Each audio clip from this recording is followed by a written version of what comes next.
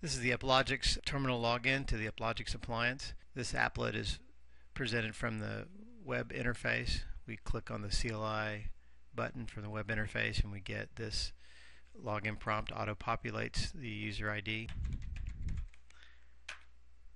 asks for a password, and logs into the dashboard view. This is a 4-port Uplogix appliance. You'll notice it has a slot architecture. So this is slot 1, ports 1 through 4. We also have a power controller attached to manage the power of the devices.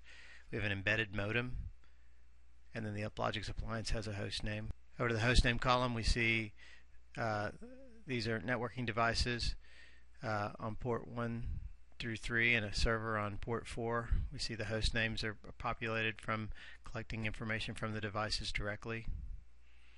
We see the power controller has a host name.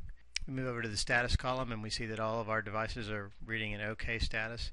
If we have a known state or a known status that we want to display in this column, it would display states like powered off and ROM on, any one of a number of error messages about networking issues that occur. If we move over to the console and Ethernet, you'll see that we put an asterisk next to each one when the light is illuminated, and we see valid RS-232 for the console port and valid Ethernet link beat for the Ethernet port. And notice we also see a console connection for the power controller and an Ethernet connection for the Uplogix appliance.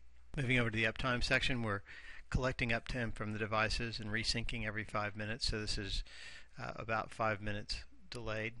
We also do an uptime for the Uplogix appliance at the bottom. In the dashboard display, we also provide in the processor utilization window current, last minute, and last 5 minute averages on processor utilization.